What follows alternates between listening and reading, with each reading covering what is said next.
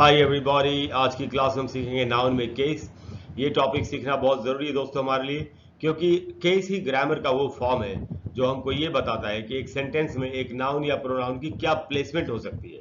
इसका मतलब ये हुआ कि किसी भी सेंटेंस में एक नाउन या प्रोनाउन को कहाँ कहाँ पर रखा जा सकता है। अच्छा, नाउन की ही एक सब कैटेगरी है प्रोनाउन, इसलिए जो काम नाउन कर सकता है वही काम प्रोनाउन भी कर सकता है। इसीलिए केस से हमको ये पता चलेगा कि एक सेंटेंस में एक नाउन या फिर एक प्रोनाउन कहाँ कहाँ पर रह सकता है। तो दोस्तों जो सबसे पहली बात है केस के बारे में जानने के लिए वो ये है कि देर आर थ्री केसेस, तीन केसेस होते हैं। पहला है नॉमिनेटिव केस या फिर सब्जेक्टिव केस। एक ही बात है, एक ही चीज़ के दो नाम है। इसको नॉमिनेटिव केस कहें या सब्जेक्टिव केस कहें, एक ही बात है। और जो दूसरा केस है वो है अक्यूजेटिव केस, या फिर इसी का दूसरा नाम है ऑब्जेक्टिव केस। और तीसरा है पजेसिव केस या जेनेटिव केस। अब हमको ये समझना पड़ेगा कि ये केसेस क्या होते हैं और कैसे इनमें नाउन्स की प्लेसमेंट होती है। तो देखिए, सबसे पहले नॉमिनेटिव केस के बारे में बताया जा रहा है कि a noun is said to be in the nominative case if it is the subject of a verb in a sentence. एक सेंटेंस में अगर किसी वर्ब का सब्जेक्ट है कोई नाउन, तो फिर हम उसी नाउन को कहेंगे कि यही नॉमिनेटिव केस में। यानी जो नाउन सेंटेंस में या प्रोनाउन भी जो सेंटेंस में सब्जेक्ट होगा उसी को हम कहेंगे कि यही नॉमिनेटिव केस में। कुछ एक एग्जांपल्स हैं, जैसे एक एग्जांपल है यहाँ पर Mumbai is a big city. इस सेंटेंस में सब्जेक्ट जो है वो मुंबई है, इसीलिए इसमें मुंबई ही नॉमिनेटिव केस में है। Mumbai is in the nominative case, ऐसा हम कहेंगे। दूसरा जो सेंटेंस है उसमें लिखा है, किसी ने अपने फ्रेंड के बारे में बताया कि Pankaj is my friend, Pankaj मेरा दोस्त है। इस सेंटेंस में सब्जेक्ट पंकज है, इसलिए इस सेंटेंस में हम यही कहेंगे कि इसमें पंकज ही नॉमिनेटिव केस में है। तो नॉमिनेटिव केस को समझना मुश्किल नहीं है, बहुत ही आसान है कि जो भी सेंटेंस में जो भी नाउन या प्रोनाउन सेंटेंस में सब्जेक्ट होगा वही नॉमिनेटिव केस में होगा। अच्छा, इसके बाद हम आते हैं एक्यूजेटिव केस पर। एक्यूजेटिव केस के बारे में ये बताया जा रहा है कि a noun is said to be in the accusative case. एक नाउन को हम तब एक्यूजेटिव केस में कहेंगे when it is the object of a verb in a sentence, जब ये सेंटेंस में ऑब्जेक्ट होता हो। तो अगर कोई नाउन किसी सेंटेंस में ऑब्जेक्ट है तो हम उसके लिए कहेंगे कि ये एक्यूजेटिव या ऑब्जेक्टिव केस में है। इसके भी कुछ एक एग्जांपल्स है, जैसे यहाँ पर है ही ब्रोक द ग्लास। अब इसमें अगर आप देखेंगे सेंटेंस को ध्यान से तो इसमें ऑब्जेक्ट जो है वो ग्लास है, इसीलिए हम ग्लास जो नाउन है उसी को कहेंगे कि एक्यूजेटिव केस में है। और दूसरा सेंटेंस है आई मेट हिम, इसमें हिम ऑब्जेक्ट है, तो अगर इसमें ही ऑब्जेक्ट है तो फिर यही एक्यूजेटिव केस में है। लेकिन दोस्तों यहाँ समझने वाली बात यह है कि इन जो दोनों सेंटेंसेज में ही ब्रोक द ग्लास में या आई मेट हिम में एक एक ऑब्जेक्ट है। और जो पहला जो सेंटेंस है ही ब्रोक द ग्लास, उसमें जो ग्लास ऑब्जेक्ट है ये एक नॉन लिविंग थिंग है, निर्जीव वस्तु है। और आई मेट हिम में हिम जो ऑब्जेक्ट है वो एक जीवित प्राणी है, लिविंग बीइंग है। तो समझना क्या है हमको कि अगर एक सेंटेंस में एक ही ऑब्जेक्ट हो तो चाहे वो लिविंग बीइंग हो चाहे नॉन लिविंग बीइंग हो, उसका एक ही केस होगा और वो होगा अक्यूजेटिव या ऑब्जेक्टिव। अब हम देखते हैं कि अगर किसी सेंटेंस में दो ऑब्जेक्ट्स हो तो क्या होता है। तो यहां लिखा है दोस्तों, सेंटेंसेस विद टू ऑब्जेक्ट्स, ऐसे सेंटेंसेस जिनमें दो ऑब्जेक्ट्स होते हैं विद टू ऑब्जेक्ट्स। तो अगर ऐसा होगा कि एक सेंटेंस में दो ऑब्जेक्ट होंगे तो जनरली सामान्य तौर पर ऐसा होता है कि एक ऑब्जेक्ट तो लिविंग बीइंग होता है और दूसरा ऑब्जेक्ट नॉन लिविंग बीइंग होता है। ये कोई जरूरी नहीं है, लेकिन सामान्य तौर पर ऐसा होता है। जैसे ये जो पहला सेंटेंस है I gave him a pen, इसमें हिम एक ऑब्जेक्ट है और पेन दूसरा ऑब्जेक्ट है। अच्छा, इसी बात को आप दूसरे तरीके से भी लिख सकते हैं कि I gave a pen to him, इसमें फिर से पेन एक ऑब्जेक्ट है, हिम दूसरा ऑब्जेक्ट है। तो यहाँ उसका एक्सप्लेनेशन है कि in these sentences him and pen are the two objects, दो ऑब्जेक्ट्स है। Him is the indirect object and pen is the direct object. अब अगर एक सेंटेंस में दो ऑब्जेक्ट्स है तो उनमें से एक डायरेक्ट ऑब्जेक्ट हुआ, एक इनडायरेक्ट ऑब्जेक्ट होता है। तो डायरेक्ट ऑब्जेक्ट कौन होता है, इनडायरेक्ट ऑब्जेक्ट कौन होता है, ये भी हमको समझ लेना चाहिए। तो उसके बारे में यहां बताया दोस्तों कि an indirect object denotes the person to whom और for whom something is given और डन। सेंटेंस में इनडायरेक्ट ऑब्जेक्ट वो ऑब्जेक्ट होगा जिसके लिए कुछ किया जा रहा हो या जिसको कुछ दिया जा रहा हो। तो ऐसा सिर्फ जीवित प्राणी के साथ ही हो सकता है, हम उसी को कुछ दे सकते हैं या उसी के लिए कुछ कर सकते हैं या उसी को कुछ कह सकते हैं। तो इसीलिए अगर सेंटेंस में दो ऑब्जेक्ट्स हो तो जो ऑब्जेक्ट तो सामान्य तौर पर एक ऑब्जेक्ट आपका लिविंग बीइंग होगा, एक नॉन लिविंग बीइंग होगा। तो जो लिविंग बीइंग है यानी जीवित प्राणी है वही इनडायरेक्ट ऑब्जेक्ट होता है।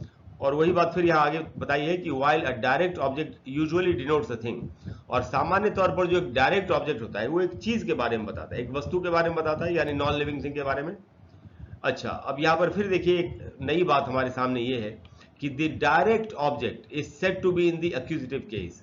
अब अगर सेंटेंस में दो ऑब्जेक्ट्स होंगे तो, और अगर एक जीवित प्राणी और एक निर्जीव वस्तु है, तो जो जीवित प्राणी है वो इनडायरेक्ट ऑब्जेक्ट होता है, जो निर्जीव वस्तु वो डायरेक्ट ऑब्जेक्ट होता है, और जो डायरेक्ट ऑब्जेक्ट है यानी जो निर्जीव वस्तु है उसका केस तो एक्यूजिटिव ही रहेगा। एंड द इनडायरेक्ट ऑब्जेक्ट, और इनडायरेक्ट ऑब्जेक्ट जो कि जीवित प्राणी है, is said to be in the dative case. अब एक चौथा केस हमारे सामने आ गया, डेटिव केस। तो अगर एक सेंटेंस में दो ऑब्जेक्ट्स हैं तो जो उसमें इनडायरेक्ट ऑब्जेक्ट है यानी जीवित प्राणी है उसका केस डेटिव होगा, और जो डायरेक्ट ऑब्जेक्ट है जो निर्जीव वस्तु है उसका केस एक्यूजेटिव रहेगा। ऐसा हमको समझना चाहिए। अब दोस्तों हम आते हैं पॉजिटिव केस के बारे में कि पॉजिटिव केस क्या होता है। तो यहाँ साफ साफ लिखा है कि a noun is said to be in the possessive case. एक नाउन को हम पॉजिटिव केस में कहेंगे व्हेन इट शोज पोजेशन, जब ये पोजेशन को दिखाए। पोजेशन का मतलब होता है मालिकाना हक, स्वामित्व, जब कोई किसी चीज का मालिक हो। तो पोजेशन को दिखाने वाले सेंटेंसेस क्या होते हैं ये समझ लेते हैं। कुछ एक एग्जांपल्स है यहाँ पर, जैसे यहाँ कहा जा रहा है दिस इज राहुल्स हाउस, ये राहुल का मकान है। अब यहाँ जो नाउन है राहुल, उसका पोजेशन दिखाया जा रहा है, उसका मालिकाना हक दिखाया जा रहा है। तो राहुल में एक अपॉस्ट्रफी लगा हुआ है, ये जो सिंबल है राहुल के बाद उसको अपॉस्ट्रफी कहते हैं, और उसके बाद एस है। अपॉस्ट्रफी और एस मिला के पोजेशन को दिखाते हैं अगर कोई लिविंग बीइंग है तो। उसके बाद है my father's name is S के शर्मा, कोई बता रहा है कि मेरे पिताजी का नाम एस के शर्मा है। तो पिताजी का बोलना हो तो फादर लिखेंगे, एक अपॉस्ट्रफी लगाएंगे और एस लगाएंगे। अच्छा, नंबर 3 एंड नंबर 4 जो एग्जांपल्स हैं वो दूसरे टाइप के हैं। यहां कहा जा रहा है नंबर 3 में the price of the chair. अब आप देख रहे हैं price of the chair is very high, कुर्सी की कीमत बहुत ज्यादा, ऐसा कोई कह रहा है। तो जब बोल रहा हूं कुर्सी का या कुर्सी की, तो यहां ऑफ लगा कुर्सी के पहले, चेयर के पहले। वैसे ही नंबर 4 में the depth of the river is 30 feet, कि नदी की जो गहराई वो 30 फीट है। तो जब बोलना था नदी का तो ऑफ द रिवर लगा। अब आप देखिए क्या है कि एक जीवित प्राणी के लिए का बोल रहा हूं, जैसे राहुल का, तब तो बन रहा है राहुल्स, या नंबर 1 एग्जाम्पल में।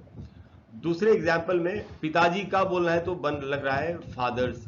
लेकिन जब नंबर 3 एग्जाम्पल में जब कहा जा रहा है कुर्सी का तो लग रहा है ऑफ द चेयर, और नंबर 4 जो एग्जाम्पल उसमें जब कहा जा रहा है नदी का तो कहा जा रहा है ऑफ द रिवर। तो इससे साफ साफ पता चलता है कि living beings and non living beings के रूल्स पोजीशन बनाने के अलग अलग है। तो हमको वो रूल सीखने पड़ेंगे, हम वो भी सीख लेते हैं। तो देखिए यहाँ लिखा है how to form the possessive case. Possessive case हमको कैसे बनाना चाहिए। तो फॉर लिविंग, पहला जो रूल है वो लिविंग बीइंग्स का है, जीवित प्राणियों के लिए। फॉर लिविंग बीइंग्स सिंगुलर और प्लूरल, ये ध्यान रखना है हमको कि जो लिविंग बीइंग है वो एक वचन में हो या बहुवचन में हो, रूल एक ही है दोनों का। तो क्या रूल है, वी यूज अपॉस्ट्रफी, ये अपॉस्ट्रफी, ये सिंबल है इसका अपॉस्ट्रफी का, with a noun and S. तो अपॉस्ट्रफी और एस लगाते, यानी कि ये जो आप स्ट्रक्चर देख रहे हैं छोटा सा, यही स्ट्रक्चर बनेगा, यूज होगा पोजीशन को दिखाने के लिए। अगर हमारा नाउन लिविंग बीइंग है, जीवित प्राणी है, तो हम क्या कैसे बनाएंगे, noun plus apostrophe plus S. जैसे यहां पर एक वर्ड है बॉय यानी लड़का, और अगर हमको बोलना हो लड़के का तो हम लिखेंगे बॉय, उसमें अपॉस्ट्रफी लगाएंगे और एस लगाएंगे, बॉयज। तो इसका मतलब हो गया लड़के का, और ये एक लड़के की बात हो रही है, सिंगुलर है। वैसे है राहुल, और बोलना होगा राहुल का, तो हम लिखेंगे राहुल, उसमें अपॉस्ट्रफी लगाएंगे और एस लगाएंगे, जो यहाँ रूल है उसके हिसाब से। तो राहुल का मतलब है राहुल का। ऐसे ही बोलना हो पिताजी का, तो पिताजी को बोलते हैं फादर, फादर लिखेंगे, एक अपॉस्ट्रफी लगाएंगे और उसमें एस लगाएंगे, फादर्स का मतलब है पिताजी का। इसीलिए अगर बोलना हो कि मेरे पिताजी का नाम ये है, तो बोलना चाहिए my father's name is. My father name बोलना एकदम गलत होता है। आप देख रहे हैं ग्रामर से केस में हमको पता चलता है कि कैसे माय फादर्स नेम कहना चाहिए। अच्छा, ये जो तीनों एग्जाम्पल्स है ये सिंगुलर वर्ड्स के थे। अगर प्लूरल है तो कैसे बनेगा पोजीशन, रूल तो एक ही है सबके लिए। तो जैसे बॉयज का मतलब होता है लड़के, और अब अगर हमको बोलना हो लड़कों का तो हम ऐसे लिखेंगे, बॉयज लिखेंगे, एक अपॉस्ट्रफी लगाएंगे, और एंड में जो एस है, ये जो एस लगता है बाद में, जो रूल है वो इसमें नहीं लगेगा। क्यों नहीं लगेगा अभी नीचे बताया गया है, अभी आपको बताता हूं। और फिर है गर्ल्स का मतलब है लड़कियां, और अगर बोलना हो लड़कियों का तो हम लिखेंगे गर्ल्स, एक अपॉस्ट्रफी लगाएंगे और एस यहां पर नहीं लगाएंगे। हाँ, लेकिन पीपल जो वर्ड है इसमें एस नहीं लगा होता, लेकिन ये प्लूरल होता है, बहुवचन होता है। पीपल का मतलब होता है लोग, और अगर बोलना हो लोगों का तो लिखेंगे पीपल, एक अपॉस्ट्रफी लगाएंगे और एस लगाएंगे। वैसे ही चिल्ड्रन भी अपने आप में एक बहुवचन का वर्ड है, प्लूरल वर्ड है। चिल्ड्रन का मतलब होता है बच्चे, और अगर बोलना हो बच्चों का तो लिखेंगे चिल्ड्रन, और उसमें अपॉस्ट्रफी लगाएंगे और एस लगाएंगे, चिल्ड्रंस। अब यहां जो मैंने आपसे कहा कि यहां एस नहीं लगेगा बॉयज में या गर्ल्स में, उसका रीजन यहां बताया नीचे, note when we form the possessive of a plural noun ending in s, अगर हम एक ऐसे प्लूरल नाउन का, जैसे बॉयज है, इसका जब हम पॉजेसिव फॉर्म करते हैं तो the last S is omitted, तो यहां जो एस लगता, यहां बॉयज में अपॉस्ट्रफी के बाद जो एस है, यहां जो एस लगना था रूल के मुताबिक वो नहीं लगेगा। क्यों नहीं लगेगा? यहां लिखा है because it is not humanly possible to pronounce S twice in a row, यानी कि अगर किसी वर्ड के एंड में 2 बार एस है तो हम उन दोनों 2 बार स करके जीभ से, अपनी जीभ से नहीं बोल सकते, इंसानों के अंदर वो क्षमता नहीं है, इसीलिए इस लास्ट में जो एस होता है उसको हटा दिया जाता है। जैसे एक एग्जाम्पल है इसका, जैसे बॉयज का मतलब है लड़के, तो नियम के अनुसार तो ऐसे बनना चाहिए था प्लूरल, बॉयज लिखते, फिर हम उसमें अपॉस्ट्रफी लगाएंगे, फिर एक एस लगाएंगे, लेकिन ये जो लास्ट वाला एस है उसको हटा दिया जाएगा, क्योंकि हम 2 बार, भगवान ने हमारी जीभ ऐसी नहीं बनाई कि हम 2 बार स लगातार एक साथ बोल सके, इसलिए लास्ट वाले एस को हटा के फिर इसको ऐसे लिखना चाहिए, ये बात बताई गई। तो ये तो था दोस्तों रूल, जो लिविंग बींग्स है, जीवित प्राणी है, उनका पोजीशन कैसे बनता है। अब हम सीखेंगे कि जो निर्जीव वस्तुएं हैं उनका पोजीशन कैसे बनता है। For non living beings, singular और प्लूरल, रूल एक ही है, चाहे वर्ड सिंगुलर हो चाहे प्लूरल हो। तो क्या रूल है दोस्तों? We use of before a noun, noun के पहले आपको ऑफ लगाना है। जो भी नाउन है, यानी जो भी नॉन लिविंग थिंग है, कुर्सी, टेबल, जो भी है उसका बोलो, कुर्सी का, टेबल का, तो चेयर के पहले ऑफ लगा देंगे, टेबल के पहले ऑफ लगा देंगे। एग्जाम्पल से समझते हैं, जैसे पहला एग्जाम्पल है स्कूल, तो अगर हमको बोलना स्कूल का तो हमको कहना चाहिए of the school. The beach में आर्टिकल के नियम के तहत इसलिए लग रहा है क्योंकि जब हम बोल रहे हैं स्कूल का तो हम किसी खास स्कूल की बात कर रहे हैं, एक विशेष स्कूल की बात कर, इसलिए बीच में द लगा है। अगर आपको यहां बोलना होता मेरे स्कूल का तो आप द लगा के माई लगा देते, द हटा के माई लगा देते, ऑफ माई स्कूल। और अगर बोलना होता मेरे स्कूल का नाम तो हमको कहना चाहिए था the name of my school. आजकल मैं सुनता हूं लोग बोलते हैं माई स्कूल नेम, वो एकदम गलत इंग्लिश है। आप देख रहे हैं आपके सामने रूल है कि अगर बोला मेरे स्कूल का तो हमको कहना चाहिए ऑफ माई स्कूल। दूसरा जो एग्जाम्पल है तो है चेयर, यानी कुर्सी, और अगर बोलना हो कुर्सी का तो हम बोलेंगे ऑफ द चेयर। ऐसे हाउसेज, बहुत सारे मकान है और उन मकानों का बोलना हो कि मकानों का, तो बोलेंगे ऑफ द हाउसेज। अब ये लास्ट के जो 2 एग्जाम्पल्स है वो प्लूरल के एग्जाम्पल है, बहुवचन के। और नंबर 4 है चेयर्स, यानी कुर्सियां, बोलना हो कुर्सियों का तो हम कहना चाहिए ऑफ द चेयर्स।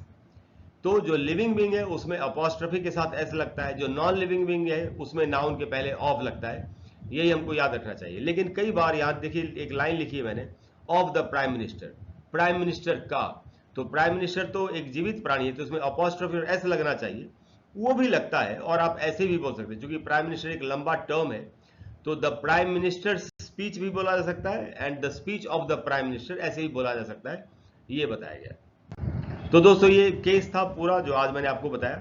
मुझे उम्मीद है कि आप केस का कॉन्सेप्ट पूरा क्लियर हो गया होगा आपके सामने। अगर आपको आज की क्लास अच्छी लगी हो तो आप जानते हैं मेरे चैनल का नाम है learn English online with Krishna. Please video को लाइक करें, चैनल को सब्सक्राइब करें, शेयर करें अपने फ्रेंड्स के साथ, जैसे कि बाकी लोग भी सीख सकें। बेल आइकॉन को प्रेस करके ऑल नोटिफिकेशंस को जरूर ऑन कर लें, जिससे कि मैं जब भी कोई वीडियो डालूं तो आपसे मिस ना हो। Thank you very much.